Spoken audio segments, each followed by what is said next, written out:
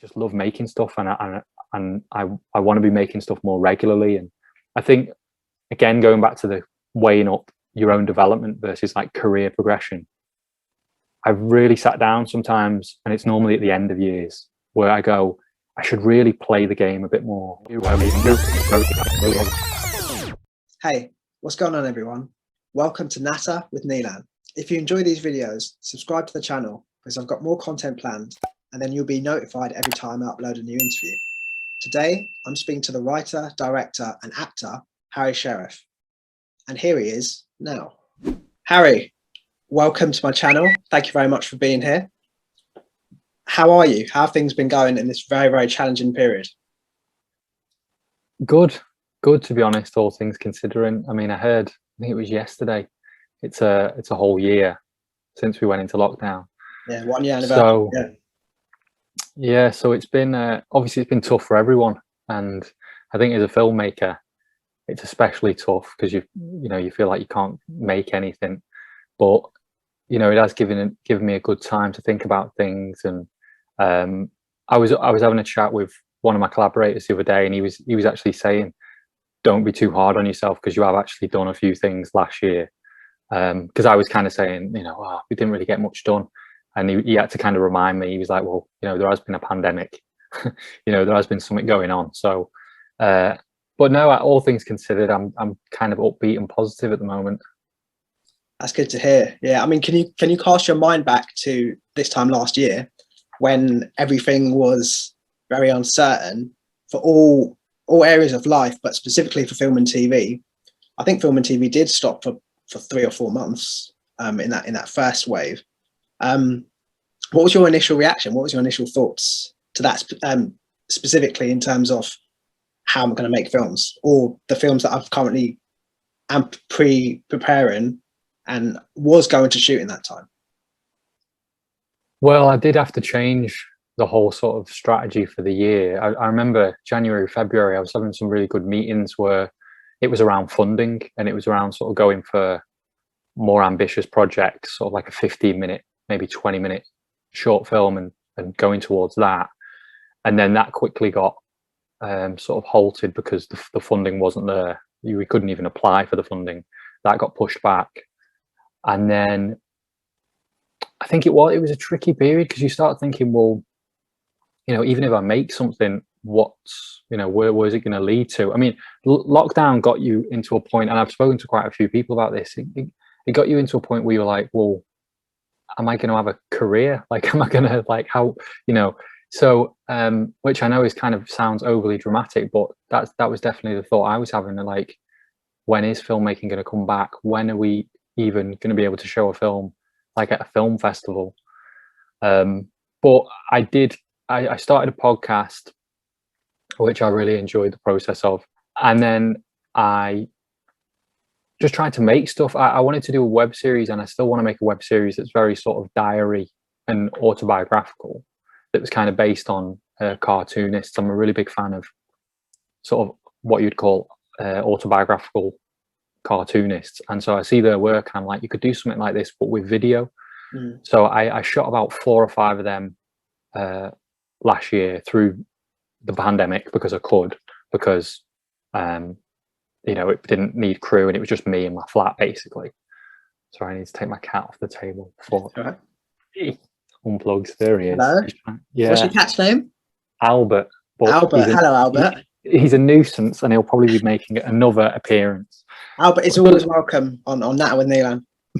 Honestly, doesn't want to spend any time with me until I get on this, and then so I shot like 4 or 5 of them, and then Jessica Loveland got in touch, which was nice, and she sort of commissioned me to do a short for Depict, which was really fun and creative, because she emailed me and basically said, you haven't got a long time frame, but can you do something in about a week, I think it was. And that was loads of fun. But to go back to your question, yeah, it threw the whole year out of sync of sort of a strategy of wanting to do a really big, ambitious short film to sort of further the career. And instead I had to sort of go back to more short form stuff, web series stuff. And I did manage to shoot like an 8-minute short film that I haven't quite finished yet. Sort of need to do a bit more post work on it. But I think all things considered, with last year, I was really happy that I was able to do. I think I shot 5 things roughly. Really good. So I was that's just actually amazing. yeah. So I was happy with that, and you know, and also I think as a filmmaker, sometimes, well, I'm just speaking for myself here, I guess, but you do kind of you're guilty of reducing it down to just how many short films have I made, or how many scripts have I finished, when obviously everyone knows there's way more into it than just that. You know, obviously there are important aspects, but you know, maybe just networking with people, and you know, that's important as well. 100%. Yeah. So you mentioned the short film that you made for Depict. So that was to kick off the hashtag shortitout campaign, which was a lot of fun, because I just started with BFI Network, and that was one of the first sort of major things we did. And I think the idea of it was literally, you know, lockdown had just started, everyone was in their homes, and I think it was Depict, Watershed, and BFI Network. They all wanted to get people making films, make a short film in 90 seconds or under, I think. And it worked. Like, I think we did it for, I think overall it was for like a month or 2. And, you know, I had to go through them and sort of shout out the ones that we liked and shout out the runners up and that sort of stuff. But yeah, it got people making films, and it got people thinking about using what they have to create. But yeah, in those months, people were inside making film. Well, I suppose the idea of making a film, you would think to go outside, literally to go outside of what you've got, outside of where you live, and make something ambitious and stuff. But there was a real level of ambition in the stuff that people were making inside, and they probably surprised themselves with that. So in that time, while people were making stuff, I think it got a lot of people who were never going to be making stuff make. Like, I think every filmmaker would have looked at that challenge and gone, yeah, I want to have a go at that. But I think also other people who never really considered it thought, you know what have I got to lose? It's 90 seconds. Let's just make something and put it out. And if nothing comes of it, cool. I'll have still have made something. And then maybe that they would sort of realize after that, actually, that was quite enjoyable. And, you know, that would get them into making more films. So that being said, what got you into making films? Well, growing up, I was just a massive sporty kid, playing football, tennis, and then when I realised a career didn't lie ahead with that stuff, I kind of discovered films around the same time. So like 15, 16, I watched a lot of films that are still sort of some of my favorites that really had an impression on me. Stuff like Taxi Driver.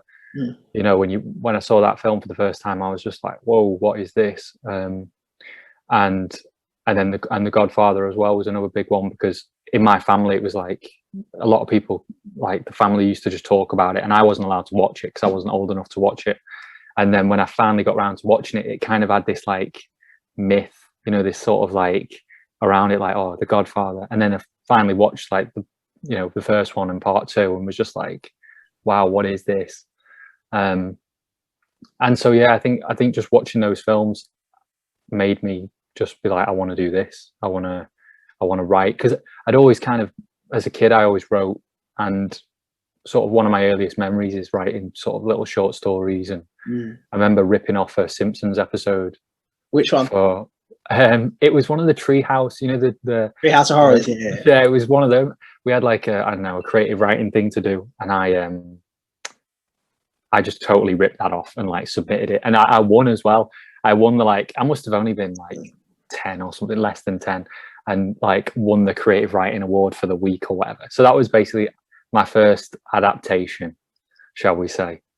And then I've just always sort of fallen in love with it, and went to uni and studied it. And I didn't make any short films until sort of college, and I didn't study media or film or anything at college, because I still sort of had to have do proper A levels, as a lot of people sort of call them. You know, you can't do media studies, like you got to do. So I did sort of boring, serious A levels, and then quickly sort of said, you know, I'm going to go to uni and do film. That's cool.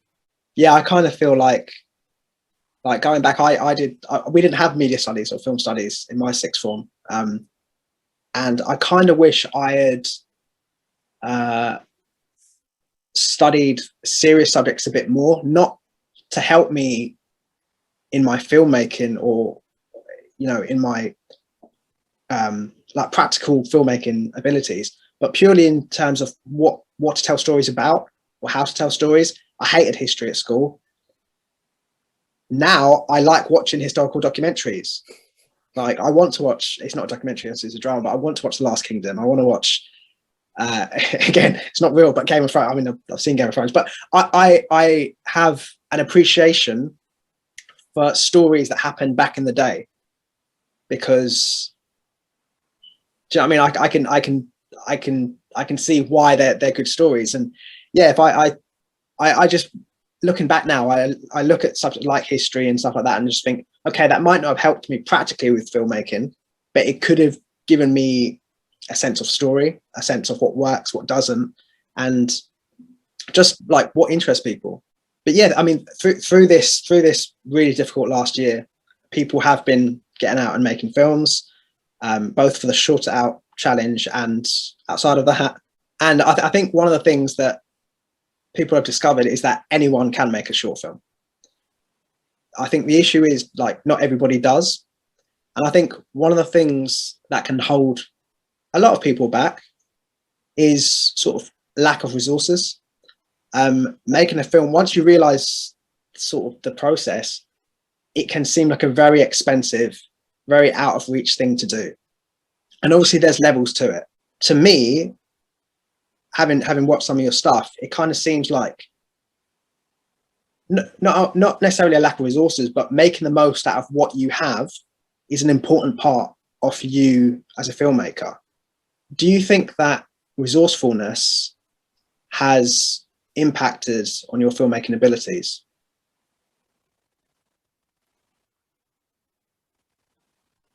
It's tricky because they're so sort of entwined. You know, it's hard to separate them. I think and it's kind of a blessing and a curse, but sometimes when I write something, if I can't do it, like if I can't literally make that film tomorrow or you know, the following week, it kind of cripples me a little bit, which I know, you know, is kind of that's something that I will need to address, like in my work, sort of how to get around that and how to stick with it. But I think yeah, when I first started making films, it was always just reverse engineering. You know, it wasn't coming up with like a science fiction film, and because other filmmakers are obviously completely different and they're inspired by different genres and different filmmakers, and so their mind naturally goes to you know, something that maybe is a bit more Hollywood and it needs a budget, and if you haven't got the budget, then it's not happening. Whereas my stuff, and I take it as a positive. I think it's a positive in that my stuff has always been around things that I can see, locations, and you know, and also just born out of a frustration of, like, I want to be a filmmaker, and a filmmaker is somebody who makes films. And so yeah, I think, and also the schemes or whatever competitions or fundings I've ever been lucky enough to get on, it's always come out of the fact that I've always done something to sort of get on them, if that makes sense. I've always sort of, I think that's advice I always give to filmmakers as well. Like, you kind of need something to get something, you know, whereas some people just start out with nothing and they might be trying to do something quite ambitious. And that's just really hard. It's a really hard starting off point, because, you know, it's when you go into actors or you go into crew, if you've got a short film already, even if it's like 2 minutes, then that builds up trust, and people are like, oh, well, this person's actually gone and done something. Whereas if you haven't done anything, it just becomes that much harder. So, and I never wanted to be, I remember I did a silly year where I made 12 short films in 2016. Wow. But I remember in 2015, I was, on purpose, I was not going to like events or networking events, because I felt like, well, I didn't belong there because I hadn't done a film recently. And I was like, oh, I'm not going to go to a room full of filmmakers who've made films or they're trying to make films. And I'm just like, some sort of imposter, and I just didn't like the way that felt, of like, you know, not belonging in the room. So I was like, well, I need to go out there and make some films. So obviously I went over the top and made 12. But then the following year, when I was in those rooms, I was like, it feels good to be a filmmaker in the room. You know, as kind of insecure that sounds, that's like how I was feeling at the time. But to answer your question in terms of, you know, does it impact? I mean, yeah, it does. It definitely does impact the resourcefulness, and like I say, going forward, I don't always want to be working in this reverse engineer way, but I think I would have to find. That's when funding and more industry stuff comes involved, and then probably more frustration and sort of waiting around. And I think my heroes as well have always been the people that really got me into film. They've always been people that have just gone out and made something for like next to no money. So I always look at them and go like, what did they do to start? And, you know, what was their like jumping off point? Definitely. One of my biggest heroes is Ricky Gervais. I mean, I know a lot of people know him as an actor, but for me, as a writer director, you know, he's known for comedy, but he can make you cry as much as he can make you laugh. Like he's really got that great balance. And I think one of the things he loves to do is take the ordinary and make that extraordinary. Like he's like, why would you start with the extraordinary first? There's so much to do. Whereas with the ordinary, you start with that, you can turn it to the extraordinary, and it's, you know, it would have gone on a journey. And I think that with him, the characters he has, you know, the characters he portrays, because they are normal, they're instantly relatable. And so you've got the audience on side sort of already. I think he does that really well. And also for the #Shortitout campaign, you did 2 fantastic articles for BFI Network. You did one with it was about DIY filmmakers and DIY films, and the other was about DIY filmmaking tips, which were 2 fantastic articles. Really enjoyed being a part of those. One of the tips in the articles was to build a team around you. You don't have to do everything yourself, which I think filmmakers at the very start, they fall into that trap of, I'll write it, I'll direct it, I'll produce it, I'll edit it, and it can be quite overwhelming because it takes a lot of time, it takes a lot of effort and a lot of energy making a film, any type of film. And bringing people around you is not only necessary, but it makes the process a lot more enjoyable. On the other hand, working with others in a creative sense can be very difficult. I know that for a fact. I'm sure you might have encountered that at some point. What advice would you have to filmmakers when it comes to working creatively in a team? I think it's being upfront what you can offer other people, and understanding that, you know, I think filmmakers can be guilty sometimes of obviously thinking the world revolves around them. I know I'm guilty of that sometimes, but I think when, you know, again, when you're offering something to other people and going, you know, do you want to be involved with this? Then they've got a vested interest in it. It's just working out how to make, you know, because nobody wants to do something they don't want to do. Like that's just common sense, you know. And I think I've been fortunate in that I've always had something or brought something to the table that seemed to be interesting enough to people, or it wasn't going to take a lot of time, or, you know, it was kind of an easy yes. You want to make things an easy yes to people, because even on my next short film, which is a little bit more ambitious, it's a couple more days filming. You know, again, I've tried to make it so everyone involved has a reason to be there, and it's not sort of, you know, and also I'm paying actors, which in the past I haven't been able to do. So it's kind of like that extra incentive is obviously people love to be paid to do what they want to do anyway, like to create and to act. So that helps. And, you know, it's 2 things, isn't it? It's finding people that you have a similar sensibility to, and it's keeping hold of them, you know, and kind of making it worth their while. And I'm sort of, it's funny you said before about sometimes filmmakers they kind of want to do it all. And then I'm like, well, I'm kind of like that a little bit, but I'm getting better at it, because I think I'm in my own bubble sometimes in terms of like the industry, and I should be doing more to sort of get out there and network and try and find a producer or different production companies that are interested in my work. And but I think if you're just starting out, you know, obviously it's tricky, because you could be a filmmaker that doesn't write, and it's like, well, you need to find a writer, or, you know, obviously. And if you're a filmmaker and you can write, then it's more about finding a sound man or finding an actor that really inspires you. And there's loads of places out there where you can do that, so I'm not going to bore people with that. But I guess the other thing I would say that I've experienced recently is that the ambition of your project and budgets need to be in line with sort of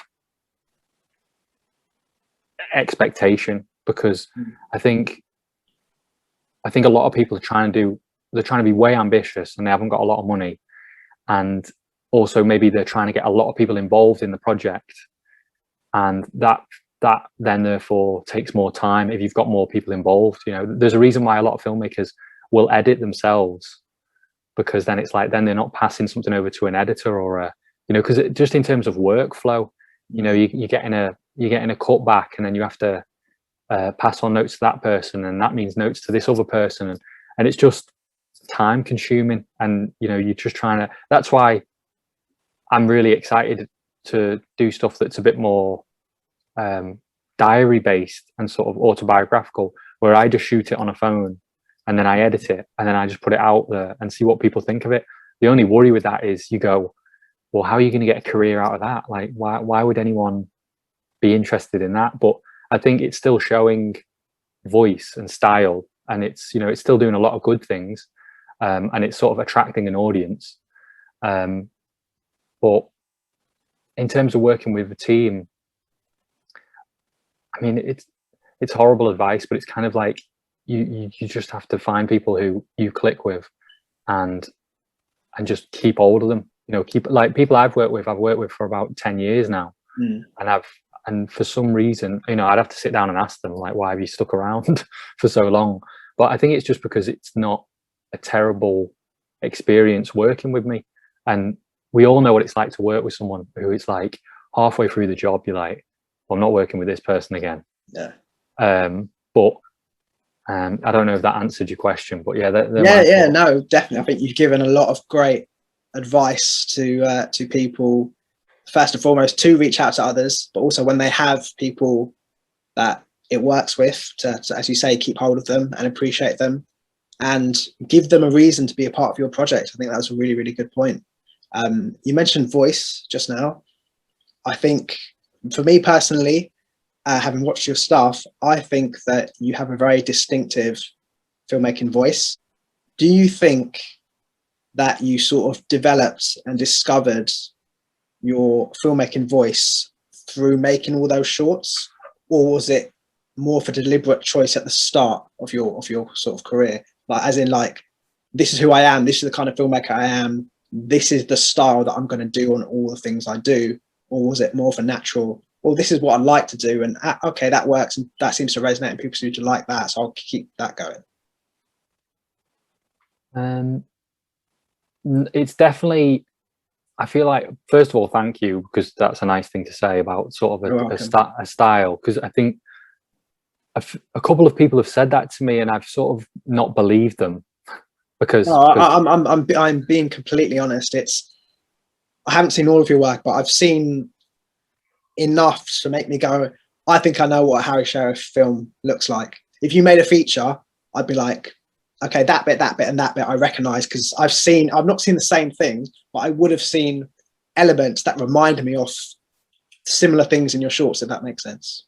Yeah, no, it's nice, it's good, it's what you want. But it's difficult, because when you're so on the inside, you can't really tell what people are referring to when they say, like, you know, you have a unique, you have a style, or you have something, and you go, okay, well, I'll try and keep doing what I'm doing then, because I think a big part of what you're trying to do when you break into the industry is you're trying to sort of have, although it sounds dirty, it's like you're trying to have a brand, you're trying to have a voice or a style. And I'm in the process where I'm trying to get an agent, and I had a friend who was sort of talking to their agent, and they came back and they said, oh, the agent wants to know what your brand is. And I was like, I don't know, like sort of asking this business marketing thing of like, what's his brand? Where does he lie? That was it. Where does he lie? Or where does he sit? Where does he sit? And so I was like, I don't know. So I had to go back and say, well, I like these people, and maybe I'm a bit like that. So, but no, I think it's got to, I don't believe that anyone like makes a film instantly and it's like they knew all along what they were. I mean, even when you look at filmmakers that have a very unique style, like somebody like Wes Anderson, like he was getting there, like, but when you look at Bottle Rocket compared to like Grand Budapest, it's just on a whole other level. And he's clearly, through time and craft and stuff, he's now where he wants to be, or where closer to where he wants to be.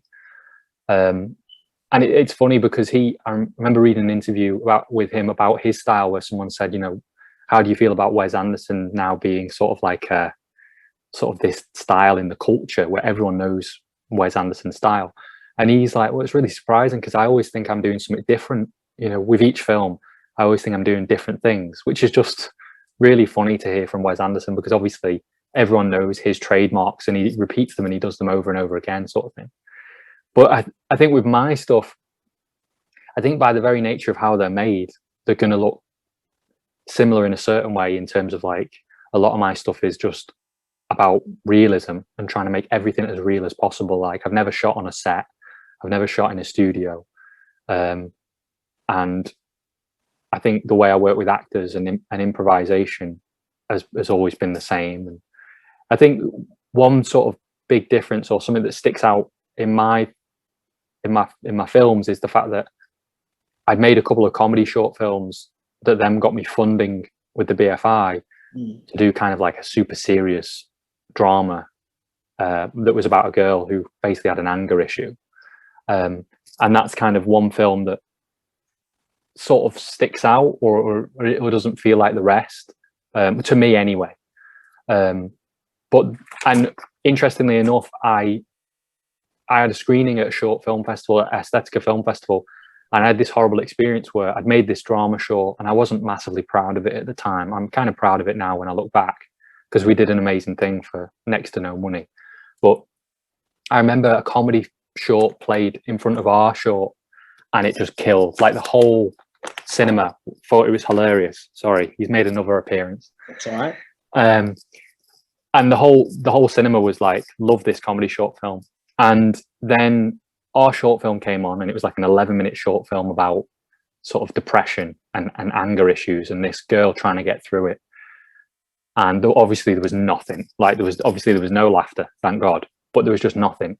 And then the short film after ours again was another comedy, and it was even funnier than the first comedy. And I was just like, I was sat in the cinema, and it was like the first time I'd seen a short film of mine with like a whole audience. Yeah. And it made me really jealous, because I was like, I like comedy, and I think I'm funny. Like, I can make people laugh like this. And I remember I was on a playwriting course around the same time, and I'd written a comedy play, and we just had a reading of it, and I felt like it was really funny, and people laughed in the room. And I was like, well, if I can make them laugh, in the room with the script, then I should really start trying to make that sort of stuff, because it's cheap as well. It's cheap to make comedy. And that was kind of a big turning point. And I kind of now, I just want, for the time being, I want to focus on more comedic stuff. So I guess that's how it's developed, through making stuff and I posted a lot of my stuff online as well, which is good, because you're getting immediate feedback, and you're getting a lot of feedback from different people, and you are opening yourself up for people to go, oh, was that meant to be funny? You are opening yourself up to insults, because it's the internet. But thankfully I've been all right with that. Yeah, I don't know. It's hard. It's a really difficult sort of one to answer in terms of visuals and all that stuff. I feel like I'm getting better. I feel like I'm I'm always getting feedback off people. I'm open to that as well, which is good. You know, I'm friends with a director in London, and we occasionally go out, and he's like gives me sort of brutal, well, not brutal, but he just gives me his feedback, and I'm like, all right, okay, that's interesting. You know, don't take it all on board, but I'm like, all right, that's good. So you know where you're going, and you know, well, maybe I'm doing the right things because he said this, or you know, you've just said that then, which is nice. And so but yeah, I don't know, I don't think you can, I don't think you can know straight away what type of filmmaker you are. But interestingly enough, I think with debut feature films, you can definitely look back at debut feature films and go, well, they must have known, like, because I think part of it is, you know, it's knowing what you want and then it's executing it, and they're really two difficult things, or two different things, you know, because maybe, well, almost definitely Wes Anderson wanted to do different things in Bottle Rocket, but it's like, sorry, Wes, you know, we haven't got the time, we haven't got the money, and also people wouldn't maybe have understood him.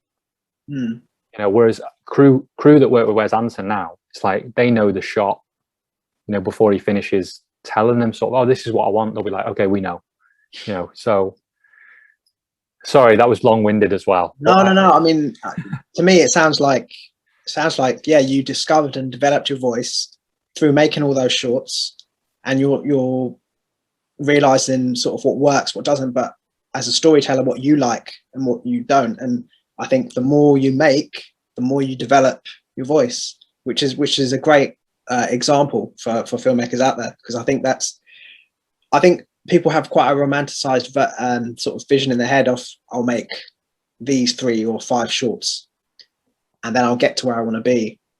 Not necessarily even in a career sense, but as a filmmaker, as a storyteller. And I just think you don't know what you are yet. You don't know the sort of stories you're going to tell. I mean, maybe some people do, but I think for the majority, it's trial and error. And the mistakes you make are just as important as the successes, because you don't obviously want to repeat the same mistakes. But yeah, one thing I wanted to ask you was that obviously you are a writer, a director, and an actor. You do it all. Out of those 3 disciplines, what is your favorite? What is your least favorite, and why?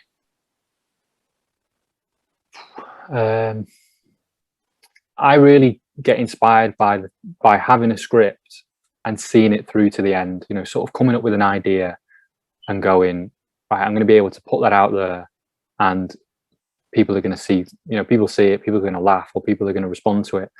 And it's like that whole process, you know, it's all one and the same. And I just kind of like, I like doing it all in that respect. I think with writing, I can find really frustrating, and I find it difficult. And like I said before, in terms of somebody who wants to work in the industry as a writer, potentially, I need to get over this fact of, I really struggle to write a script if I don't know anything's going to happen with it, you know, because I know I've got a lot of friends who are writers and they can write 10 TV scripts, or, you know, they can write a couple of feature films. Whereas I find it really hard to do that, because I'm like, well, what's the point of this? You know, I don't want to just write something. I want to see it. I want to make it. That's the fun, you know, straight from page 1 when I'm writing. The fun of writing it is the fact that I'm seeing it and I'm going to go, okay, I'm going to make it. And, you know, and I know the location because I walked past it yesterday. That's what inspired me to write it. So yeah, that's kind of the cop-out answer of, I kind of like it all. I mean, if I was to break them down, I'd say, you know, in terms of industry stuff, I would love to direct in the future stuff that I haven't written. I was gonna ask, like, your own stuff or other people's stuff, or yeah, I'd love to, you know, if I was to break them down, I'd love to direct, you know, comedy TV that I hadn't written, and I'd love to act in other people's stuff. I've had the opportunity only really once to act in other people's stuff. I'd like to do that more. But the idea of writing for someone else is kind of the least attractive thing to me, sort of creatively. Obviously, in terms of money and career, a lot of people write because, you know, it's a way to get money. You know, people write on TV shows and stuff, and then they're excited by that. But for me, just creatively, I'm like, well, unless it's, you know, unless it was one of your heroes that you somehow were writing a a script for, then it's kind of, I don't really see the appeal, because I'd want to make it.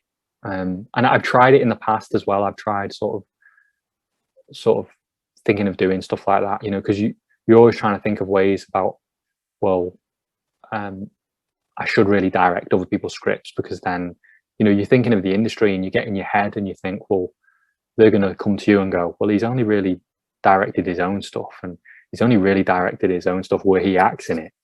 Like, how can we trust him with these other actors, or how can we trust him with our script, sort of thing. So you get in your head that way.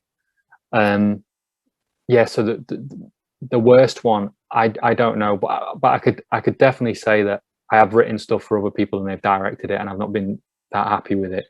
But that's going back to like when I was in university. And I think if you're going to act in something that you didn't like and you sort of didn't know why you were acting it, I think that's probably terrible.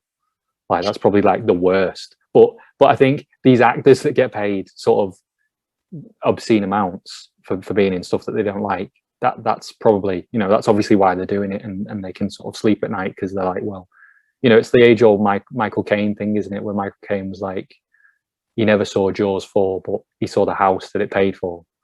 And it's kind of, it's understandable when these actors do these terrible films and you go, yeah, but he probably got paid £6 million to do this awful film, like, so yeah, that's the best and worst of it, I think. Fair enough. I mean, you mentioned that you would love to do more acting, specifically in comedy stuff. Have you thought about the sort of stuff that you haven't written? Have you thought about the sort of character that you'd love to play, or the sort of worlds that you'd love to explore? Well, I got fortunate because two filmmakers from London saw my web series, and then they made a film, and they just said to me, oh, we really liked your web series, would you like to be in our thing? And I was like, sure. And I didn't have to audition or anything, and it was really nice. And so I kind of, I'm not in a, with the acting stuff, I'm not in a massive rush to try and pursue acting, which maybe is like the downfall, because a couple of people have said, you should try and get an agent, you should do this, you should do that. And I've gone, yeah, maybe. But I kind of like the idea of just being stubborn, because I am stubborn, and making my stuff, making it more ambitious, trying to give myself trickier acting to do. And then hopefully people see that and people go, oh, he could do a job in this, or he could, and more sort of networking with filmmakers and becoming friends with filmmakers, and then sort of reaching out to them and going, oh, by the way, if you ever need anyone for this, or, because acting, like, is such a, I don't envy actors who are just solely actors, because it's such a difficult, hard thing to do. And I don't consider myself an actor, really. Like, I act in my stuff, and I would happily act in other people's stuff if it was right. But actors that sort of, not to sound at all sort of condescending to actors, but sort of actors that are willing to perform above a pub and do a really bad monologue because they want to act, it's just in them and they want to act and they're compelled, then it's like, that's really impressive. But that's not me. That, and I can't do that. So I kind of just want to follow what I can do and what I think I can do a good job of, and I'll be honest, I think that's also my downfall, because if someone wrote me they wouldn't write me a role, but if someone sent me a role and I was like, I can't do this, this is proper, this is like some Olivier stuff, I can't do this. So I'd probably talk myself out of the role. So no, I haven't really given a thought about it. And it's why my acting career will stop probably now, besides the stuff that I act in myself. No, but I mean, I think, like, there are so many actors out there that are realizing the more you make, the better chance you give yourself. So a lot of them now are writing their own stuff, directing their own stuff as a vehicle to sort of get their acting career going. For me, and correct me if I'm wrong, but you seem the opposite. You seem like writing, directing is your main sort of creative outlet, and the acting in it is a vehicle to get those stories made. Like, you write and direct something and you put yourself in it, so that it happens, and maybe so that you do it the right way, because obviously it's your thing, and if you take on those roles, you can do things exactly how you want it. Would you say I'm right in saying that? Yeah, no, I think you're 100%. I think there's also a level of like, when you're a writer director and then you also act in it, it's like you, in a way, you can't do. I mean, of course you can do wrong, but I think it's like you could be an average director or an average writer or an average actor, but if you put those things together, then hopefully it's like, well, I'm the world's best director of Harry Sherriff stuff, because like I am, you know, because if someone else did it, they wouldn't do it. Yeah, they might be able to do their own way, and it might be better directed the way they did it, but it wouldn't be the way I did it. And so I think early on it was out of necessity, because maybe I had experiences where there were certain jokes or there was certain timing, and I was like, that's not, you know, that's not right. And sometimes it's really difficult when you're not an experienced director to get a performance the exact right way that you want it. And I'm still not good at that, because I think that's the hardest thing to do, because you're managing people then, and people's ability, and you know, maybe you're just asking for something that an actor can't give you. It's not, they just can't do it, and that's fair enough. But I think then it got to a point where I was like, well, I kind of want to do it, you know, I want to give it a go. And then it not only, I felt like people responded well to it, but I enjoyed it. And obviously I wouldn't put myself through it if I didn't enjoy it, because that would be horrible. And I think you are right, a lot of actors are putting themselves in front of the camera, behind the camera, to sort of progress their career. But I'd be mindful, because it's like in the culture as well now, you know, when you look at the BBC or Channel 4 or any sort of TV show, they're so writer performer driven now as well. And I think that can be really hard to take. You know, if you're a writer, if all you did was wrote, I think it would be really sort of anxiety inducing at the moment, because you'd be like, oh God, well, I'm not a director and I don't act, and you know, how am I going to break through, sort of thing. And I'd say, if you don't want to do that, I would definitely not do that. You know, if you're a writer and you're crap in front of the camera, then I wouldn't do it. You know, so you got to do the things that you enjoy. But I think as well, ever since I was at university, I always looked at people like the Duplass brothers, you know, or Kevin Smith, where they were acting in the films, and you know, they weren't incredible actors, you know, necessarily first time out. But I think you do look at them now and go, wow, they can do something. You know, they're legitimate actors. So, and I still have that in mind with like a debut feature film as well. It's still something that I know I can do myself, and I can keep it really cheap. And so that's in my head. Yeah, because I think that want to get things made is like the driving force behind a lot of the decisions, I'm assuming, that get made along the way, such as, I'm going to put myself in front of camera, I'm going to do this, I'm going to do that. And I think that's a good way of doing it. And as you said, especially if you enjoy it, then it's another thing that you enjoy within the thing that you're doing, which is great. And but also, as you said, if you don't enjoy it, you shouldn't put yourself through that, or if you discover that you don't enjoy it, you should stop, because if you're not enjoying it, it's a lot of work for very little return. And yeah, but I think the enjoyment comes through in your performances and the stuff that you make. And yeah, as I said, your filmmaking voice comes through, and it does feel quite authored and quite, I know what I'm getting. Do you know what I mean? When I watch stuff. It's a two-sided coin, because you're opening yourself up for more criticism in a way, because you're sort of showing more of yourself and going, well, if I act in it, then they're going to judge the acting as well, you know, so they're not just going to judge the writing and the directing. It's like they're going to, and I also think sometimes if you were to show a film where they didn't see the credits, then that's also a different thing, because as soon as you see the credits, it's almost like an audience kind of folds their arms and goes, all right, okay, then this guy thinks he can do it all. Like, and I do think there is that certain prejudice of that, because you see that in reviews all the time as well, of actors that have acted in something and they've also directed, and it's like it can kind of go against them. But then if we're going back to sort of a brand thing of how to make yourself look sort of unique or original, I look around and there's not many people that sort of write, direct, and act. You know, there's a lot of writer directors, but again, I didn't set out to do it because of that reason. It was just like, that's a nice little accident of, oh, actually, this is an interesting thing that I'm doing, and people comment on it all the time. So I just need to keep doing it and hopefully do it bigger. And it becomes tricky with the industry because, you know, and I've had it in the past, sort of with trying to get scripts commissioned, where it's like, if you're a nobody, which is what I am, then it's like, why would they commission the nobody that's writing, directing, and acting?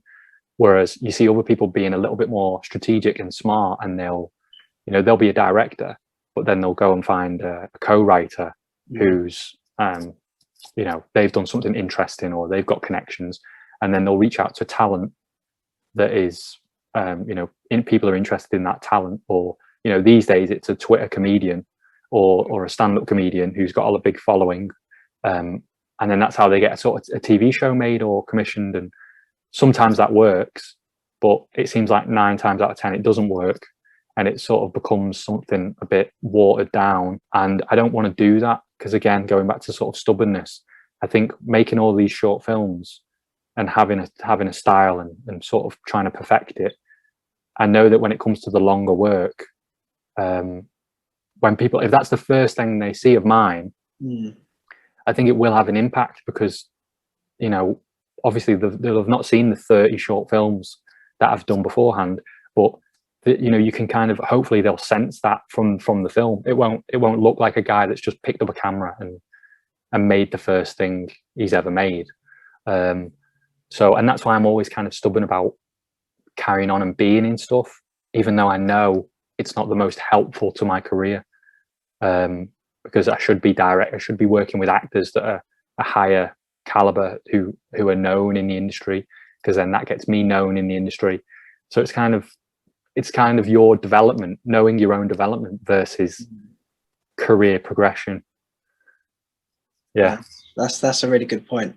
I mean, for my own selfish sake, I'd like to still see you carry on acting and stuff, specifically more comedic stuff. So I definitely think you're talented. And from the way you've spoken today, I can tell you've got so much respect for the craft of all 3 disciplines, which is a rare thing to see. So you should definitely give yourself more credit. Yeah, thanks.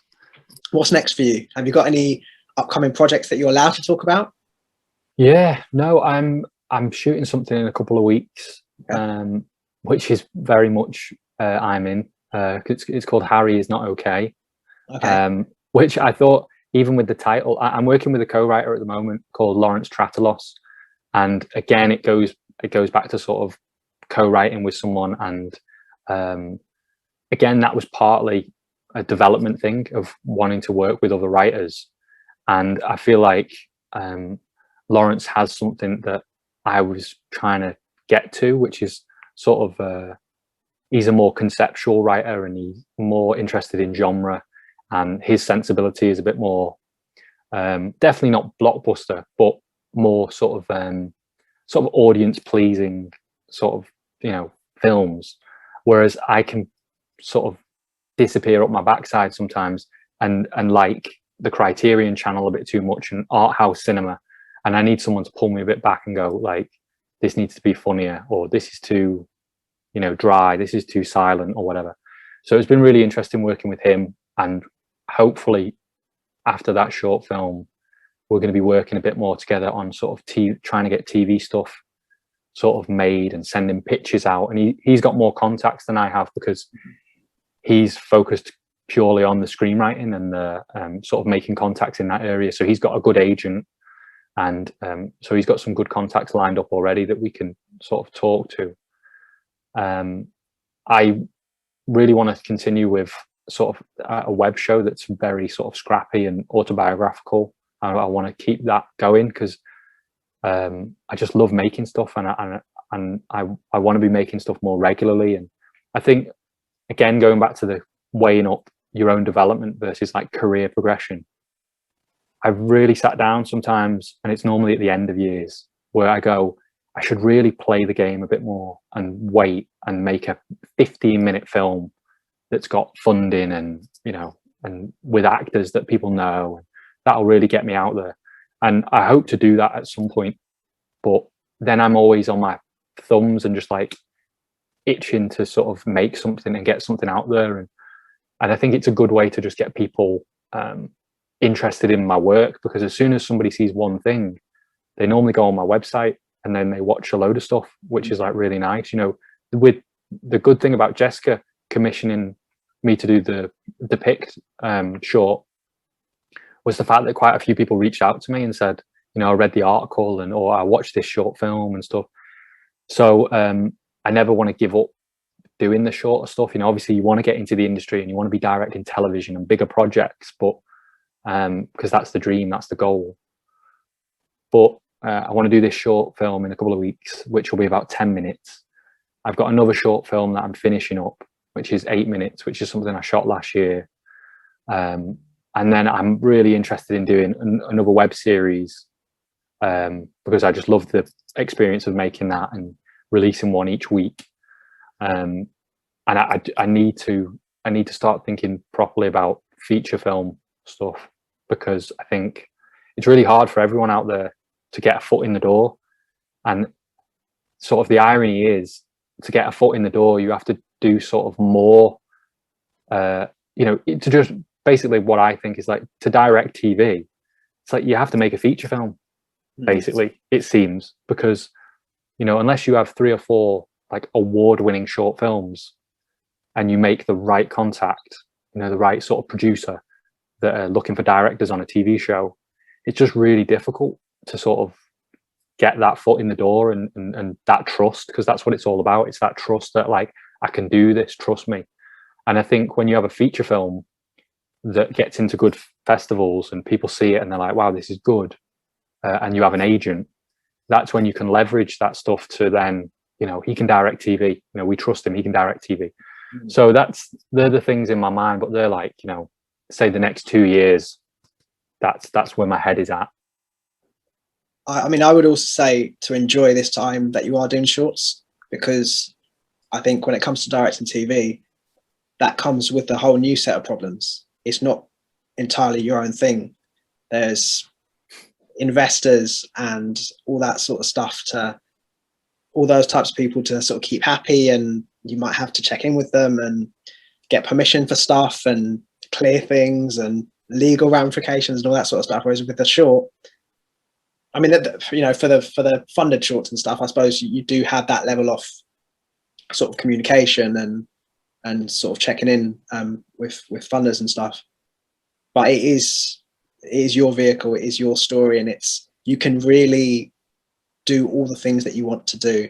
Whereas when you get to a stage with features or with TV, I think there's a whole new set of stuff that you have to contend with, which is obviously the place where we all want to be.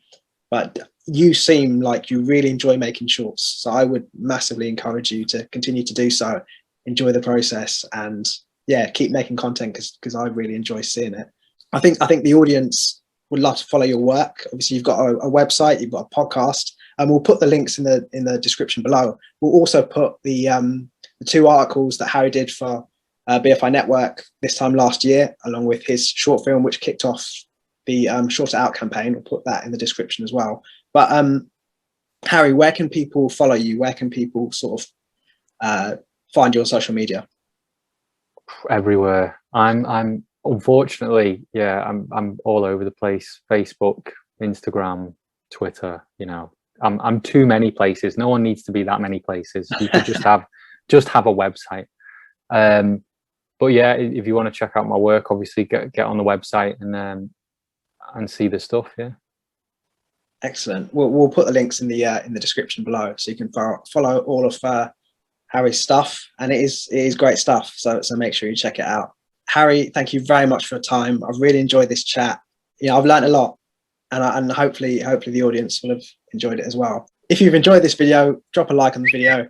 If you've got any comments, put them down below. If you've got any questions for Harry, you can also put them in the comments. I can reach out to Harry and ask him and respond to your comments with his answers. And yeah, subscribe to the channel for more content like this. I've got loads more interviews planned with really cool, exciting and talented people, very much like Harry. They're coming out sort of sporadically over the next few weeks and months. I'm still working on an upload schedule and trying to be much more consistent and regular with it. But if you subscribe to the channel, you'll get obviously notified whenever I upload. So make sure you do that if you don't want to miss out on all the exciting videos and interviews I've got planned. So yeah, Harry, thank you once again. Really appreciate your time. Thank you. And yeah, I'll see you guys later.